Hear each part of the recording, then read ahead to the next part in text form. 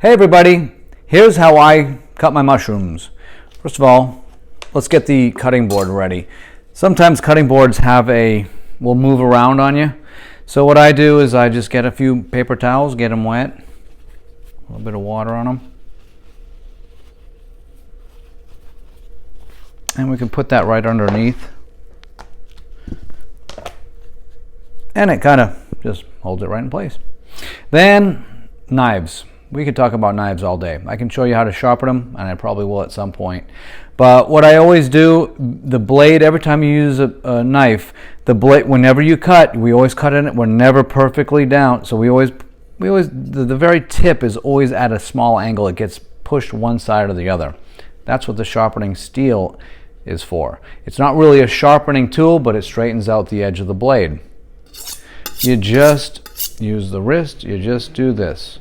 And you just kind of go at it at about a 30-degree angle. That's all you do. Nice and slow, like that. There's a guard on the edge of all sharpening steel so you don't cut yourself. But if you stay far enough away from it and use your wrist, it doesn't come close. So that'll sharpen the blade, or straighten out the blade anyways. These are baby bellas that I'm going to be cutting right now. Oop. So you use your finger, the first segment of where your nail is, as a guide. We put it in, not out. If your finger's out and you do this, yeah, you guessed it.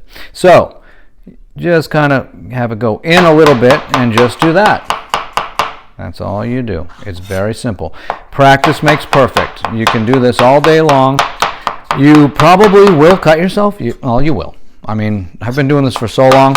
Yes, I've cut myself. So there's a learning curve. But once you get it, it's like riding a bike. So we just have a few more to do. Actually, and I'm going to put these back into the carton it came in.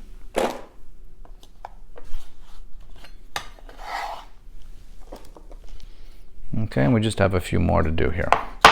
Basically, that's it.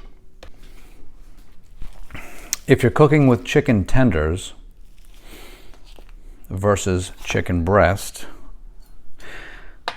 you've got this tendon in here. It's got to be removed. There it is. Well, it should be removed.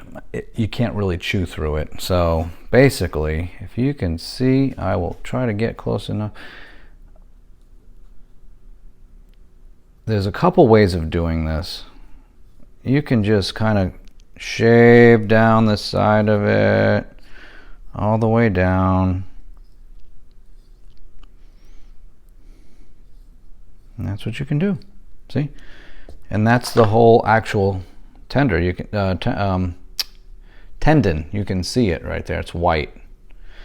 So that's tendonless. The chicken tender is tendonless. There's another way you can do it. You can, as you can see, here it is sticking out. There's another way you can do it. You can do it. This knife is so sharp it'll cut right through. I'm going to try and do it this way. You can really literally just kind of push the whole thing down off of the tendon by just applying pressure with your fingernail, your thumbnail, down, and see, got the whole thing. That's it. So that's how you can do it. A couple different ways of getting the tendon out of the tenderloin. Sometimes the chicken tender is just buried deep and there's no tab that you can just get to like that. So I literally will cut this thing out on this side and come to the other side and just kind of cut it out a tab to work with. You have to be careful. You don't want to cut yourself trying to get these little suckers out of here, but they're just not pleasant to eat because you just literally cannot, I have to stop saying literally, you cannot chew through those. You just cannot chew through those. So This one, the tab was nice and long. The tab was nice and long on this one, so I'm able to just kind of shave down the whole thing until I get the end. See, that's it. Hey everybody, welcome back to Crash Course Cooking with Chef Paul. I'm going to make some chicken marsala for you today. Well, chicken marsala / chicken saltimbocca. I'm going to show you the difference. For all you keto-friendly people out there, this is keto-friendly. Allergy people, I'll go through all that, but this is allergen-free. I'm heating up my pan and I'm putting in some avocado oil. It's already smoking and crackling. We're going to go ahead and put in some chicken tenders, which I have already taken the tendon out of the chicken tenders.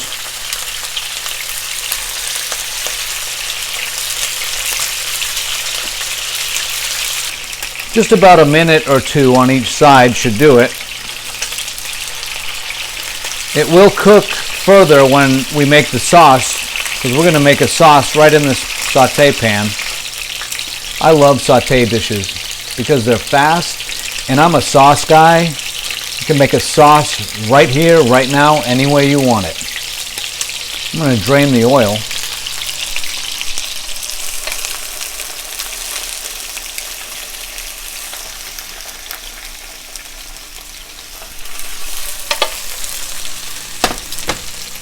I'm going to deglaze the pan with 1 cup of Marsala wine. I'm also going to put some chicken stock in it. This is about a half cup of chicken stock.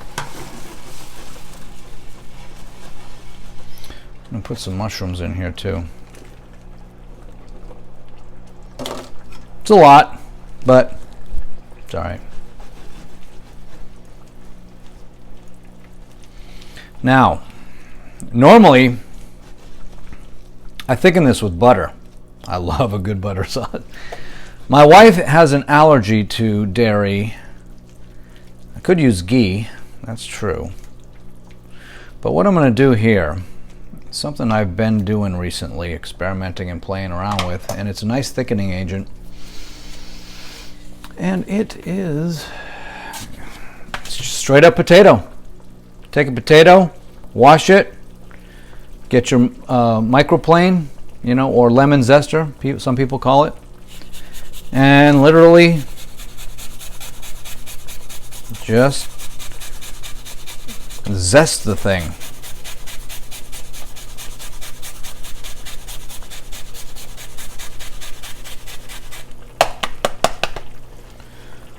So we're going to do that.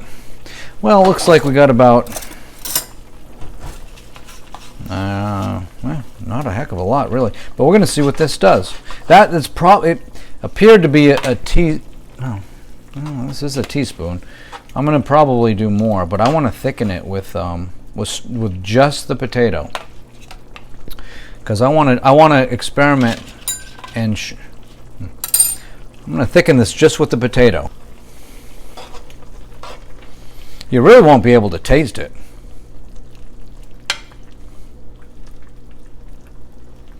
It's just starch. I am going to use a little bit more.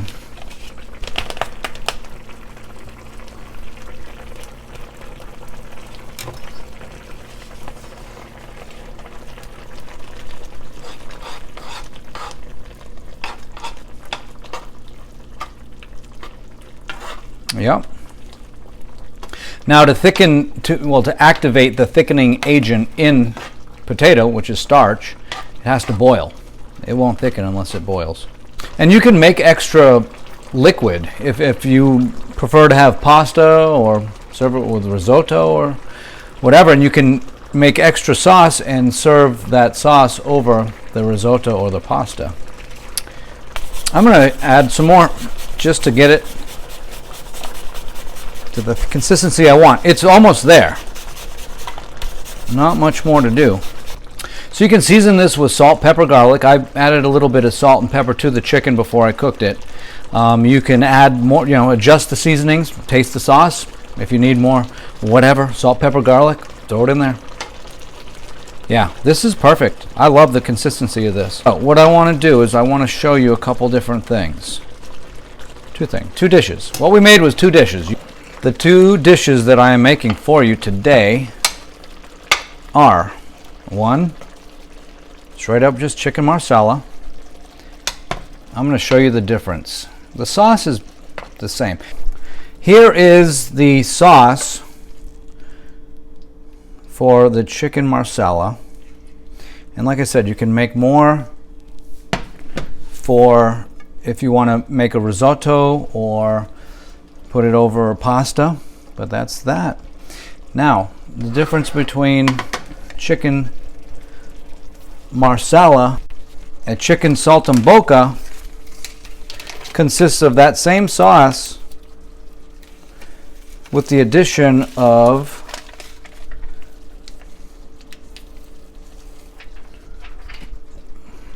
prosciutto ham that goes on the chicken. There we go. And provolone cheese. So chicken saltimbocca gets the prosciutto, which is Italian ham, provolone cheese, and the marsala sauce. You can just put that right on the hot chicken and everything's so thin. The prosciutto and the cheese are so thin and the sauce is piping hot, it'll melt instantly into it. All right, here's your chicken saltimbocca. It's a pretty big meal there. And chicken marsala. Critiquing the chicken marsala / chicken saltimbocca dish that I just made, the sauce was perfect. I wouldn't even change anything. You saw that I used the microplane on the potato and used quite a bit of it too to thicken it, but the consistency was perfect. You couldn't taste the potato. My wife loved it, and there was no corn in that. I know some people are allergic to grains. Normally I would always make it with butter. I love butter sauces. Butter and marsala, and it's creamy and really yummy, but that was really, really good. I do keto now. I'm 53 years old, and almost. This month I will be. And I had this gut that I could not get rid of, but I went on a keto diet, intermittent fasting, and I lost 10 pounds in a month. All right there. I still do CrossFit, and loving that. So life is good. This is the way I'm going to eat from now on. So I'm going to have more videos of keto and eating healthy. So we'll see you later for now.